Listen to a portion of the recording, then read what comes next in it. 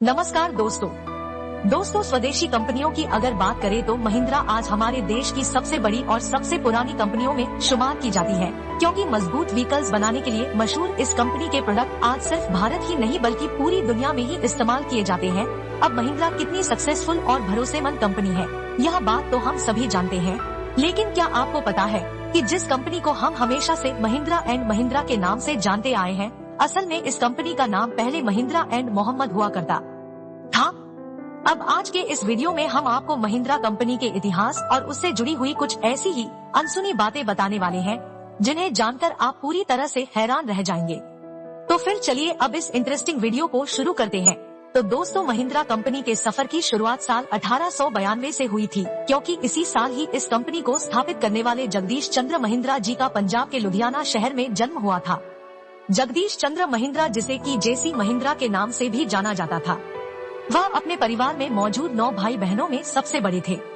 जैसे महिंद्रा ने बहुत कम उम्र में ही अपने पिता को खो दिया था और क्योंकि वो परिवार में सबसे बड़े थे, इसीलिए पिता के गुजर जाने के बाद से मां और 8 भाई बहनों की पूरी जिम्मेदारी उन्हीं के ही कंधों पर आ गई थी। हालांकि उस समय जेसी महिंद्रा की उम्र भले ही कम थी, लेकिन उनका हौसला पर्वतों की तरह बुलंद था और वे हमेशा ही दूर की सोच रखते थे। दरअसल जिस समय भारत में लोग एजुकेशन को कोई खास वैल्यू नहीं देते थे, उस दौर में भी उन्होंने पढ़ाई लिखाई के महत्व को बहुत अच्छी तरह से समझ लिया था और यही वजह थी कि उन्होंने अपनी पढ़ाई के साथ ही अपने भाई बहनों को भी अच्छी और उच्च शिक्षा प्राप्त करवाई थी।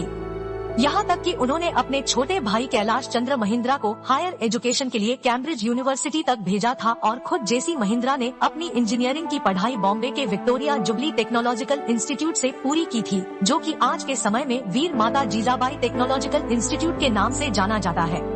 पढ़ाई पूरी होने के बाद से साल 1929 में जेसी महिंद्रा को टाटा स्टील कंपनी के अंदर एक अच्छी जॉब मिल गई थी, जहां उन्होंने साल 1940 तक सीनियर सेल्स मैनेजर के पद पर काम किया था। इसके बाद से दूसरे विश्व युद्ध के दौरान भारत सरकार द्वारा उन्हें भारत का पहला स्टील कंट्रोलर नियुक्त किया गया।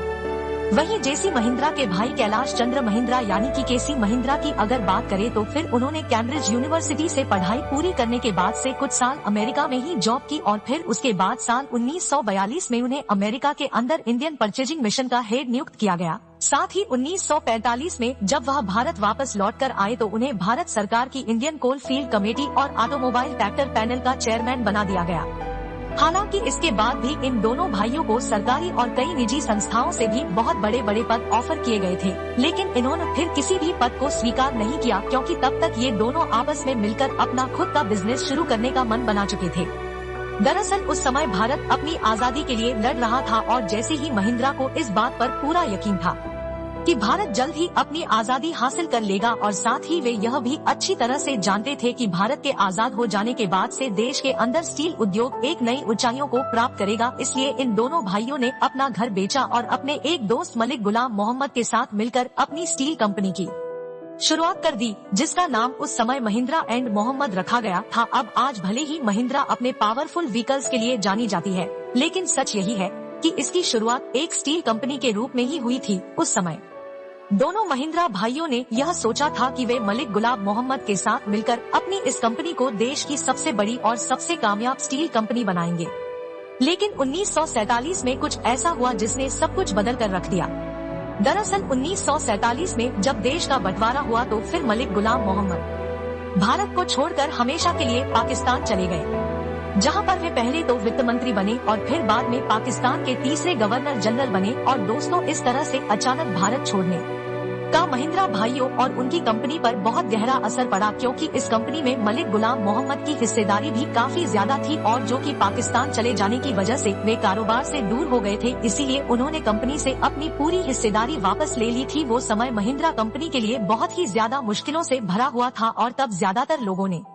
यह अनुमान लगाया कि यह कंपनी अब ज्यादा समय तक सरवाइव नहीं कर पाएगी, लेकिन लोगों ने जैसा सोचा था वैसा कुछ भी नहीं हुआ, क्योंकि महिंद्रा भाइयों ने उस कठिन परिस्थिति में भी हिम्मत नहीं हारी और वे लगातार अपनी कंपनी को चलाने का प्रयास करते रहे। आखिरकार उन दोनों भाइयों की वो मेहनत रंग लाई, जिसके चलते उनकी यह कंपनी डूबने से बच गई थी। और जब अब कंपनी के पार्टनर यानी कि मलिक गुलाम मोहम्मद कंपनी से अलग हो चुके थे, इसीलिए दोनों भाइयों ने कंपनी का नाम बदलने का निर्णय लिया। अब वैसे तो कंपनी का नाम बदलना कोई बहुत ज्यादा बड़ा काम नहीं था, लेकिन इसमें दिक्कत यह थी कि महिंद्रा एंड मोहम्मद नाम के चलते कंपनी की सारी स्टेशनरी M&M नाम से छप चुकी थी और कंपनी की हालत उस समय ऐसी नहीं थी कि वो नई स्टेशनरी पर खर्चा कर सके। इसलिए दोनों महिंद्रा भाई कंपनी को कोई ऐसा नाम देना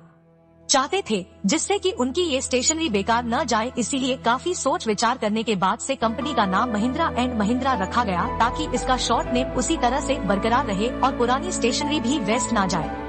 अब यूँ तो महिंद्रा कंपनी स्टील इंडस्ट्री के अंदर ठीक ठाक बिजनेस कर रही थी, लेकिन दोनों महिंद्रा भाई अपनी इस कंपनी में कुछ ऐसा करना चाहते थे जो कि उनसे पहले भारत में और किसी भी कंपनी ने न किया हो। और यहीं पर किसी महिंद्रा के विदेश में रहने का अनुभव उनकी कंपनी के काम आया। जानते हैं कि किसी महिंद्रा का विदेश में रहने का अनुभव कैसे उनके कंपनी के काम आया। दरअसल केसी महिंद्रा ने अमेरिका में रहते हुए वहां पर जीप को देखा था और जीप का कॉन्सेप्ट उन्हें इतना ज्यादा पसंद आया कि वे इसे भारत में भी लाना चाहते थे। रहते हुए वहां पर जीप को देखा था और जीप का कॉन्सेप्ट उन्हें इतना ज्यादा पसंद आया कि वे इसे भारत में भी लाना चाहते थे। बस फिर क्या था, दोनों भाइयों ने भी जीप का मैन्युफैक्चरिंग कॉन्ट्रैक्ट जीता और साल 1919 में भारत के अंदर जीप बनाना भी शुरू कर दिया, जिसके चलते कुछ ही समय में महिंद्रा को भारत के जीप निर्माता कंपनी के रूप में जाना जाने लगा।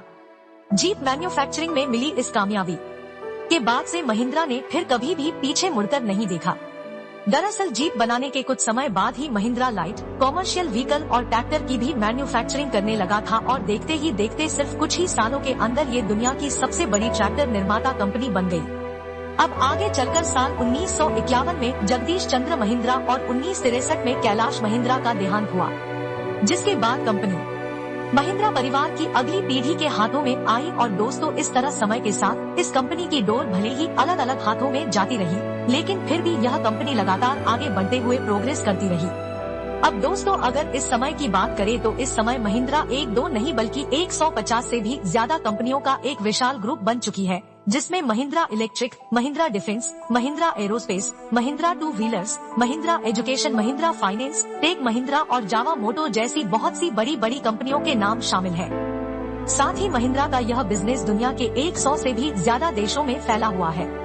जिसके जरिए 2.5 लाख से भी ज्यादा लोगों को रोजगार मिलता है। और इस समय महिंद्रा कंपनी की डोर जगदीश चंद्र महिंद्रा के पोते आनंदा महिंद्रा के हाथों में है, जो कि साल 2012 से ही कंपनी के चेयरमैन व MD के पद को संभाले हुए हैं।